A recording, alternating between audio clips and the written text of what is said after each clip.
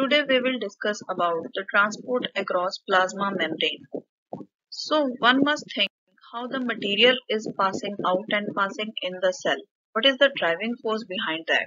So this process is called cellular transport, which moves the material in and out of the cell. So there are various factors which affect transport across the plasma membrane. The first and most important is cell membrane itself.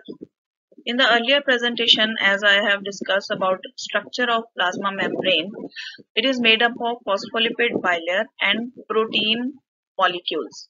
The bilayer is made up of phospholipid molecules which have a head which is hydrophilic and hydrophobic tail which are fatty acids.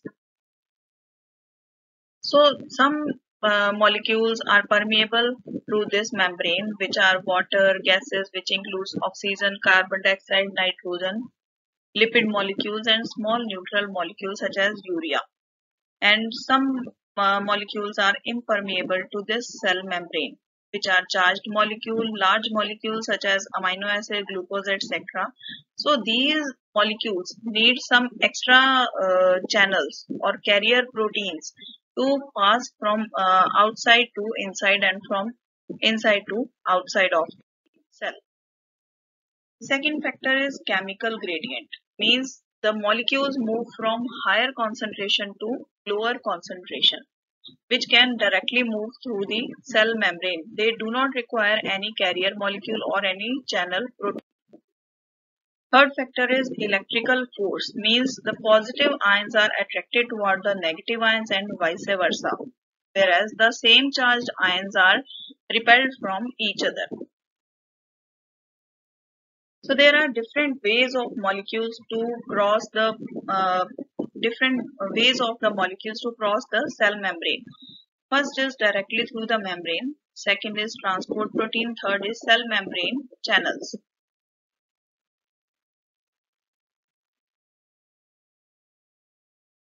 Directly through the membrane, as I have discussed, they can directly pass from the plasma membrane, which can be fats and oils. They can be move along the chemical gradient. They can move along the electrical gradient. For example, waste material, lipid molecules, they can directly pass from the plasma membrane. Also the saturated fatty acids and sugar molecules and amino acids and water molecules.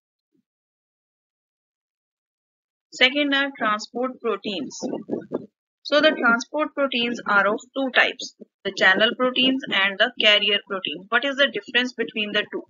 The channel proteins are embedded in the cell membrane. They have a proper tunnel in between them for the movement of the molecules or ions. Whereas the carrier proteins, they can change their shape when the molecule is attached to them. Next are cell membrane channels. These are the channels which are present in between the phospholipid bilayer. These can be protein channel, water channel, salt channel, and sugar channels.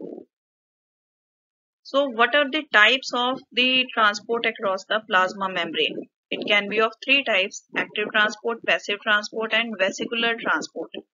Active example is sodium potassium pump.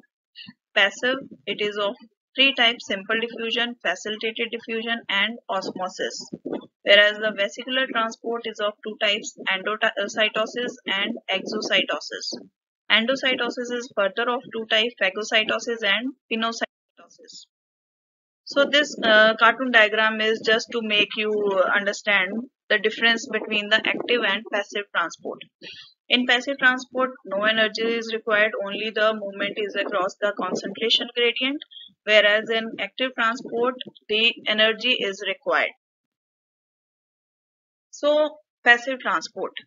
As I have discussed, the passive transport is the movement of the compound from the area of higher concentration towards the lower concentration. No energy, no ATP is required in this process.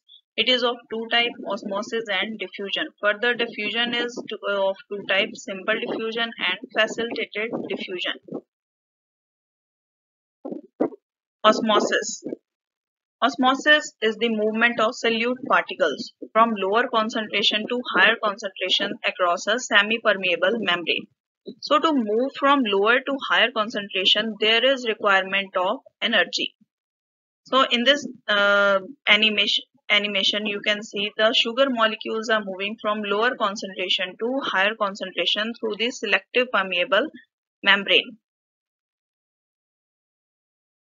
So the osmosis leads to tonicity in the cell. Tonicity is the concentration of solutes in a solution on either side of the membrane. On this basis, there are three types of solution: isotonic, hypotonic and hypertonic solution. Isotonic is when the concentration of solute in the cell and outside the cell is same. That means if one particle of water will move inside the cell, one will leave the cell, which makes the cell to contain its shape. Second is hypotonic solution. Hypotonic means the concentration of solution outside the cell is low, which leads to swollen up the cell. The movement of water takes place from outside to inside, which causes lysis of the cell. Cell gets burst out. Hypertonic solution. When the concentration of the solute inside the cell is more as compared to the outside, which causes the movement of water molecule from inside.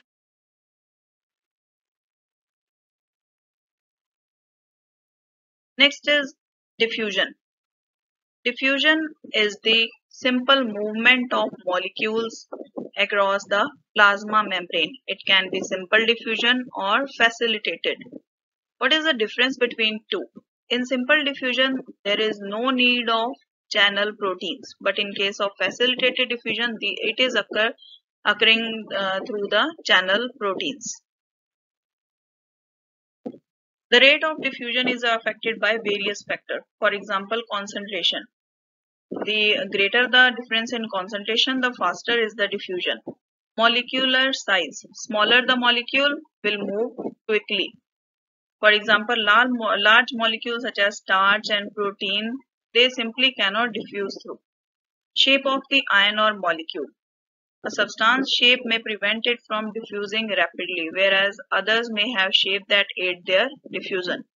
Then viscosity. Lower the viscosity, more slowly molecule can move through it. Movement of medium. Currents will aid diffusion. Solubility. Soluble molecule will dissolve through the phospholipid bilayer easily. For example, gases like carbon dioxide and oxygen. Polarity. The non-polar molecule will not pass directly through the membrane. They will move from the protein channels. Now the active transport. Active transport is requiring energy for the movement of the molecules. The molecules move from low to higher concentration, that is against the concentration. So the most common example of active transport is sodium potassium pump, that is ATPase pump. The sodium potassium pump system moves sodium and potassium ions against large concentration gradients. It moves 2 potassium ion into the cell where potassium levels are high, and pump 3 sodium ions out of the cell and into the extracellular fluid.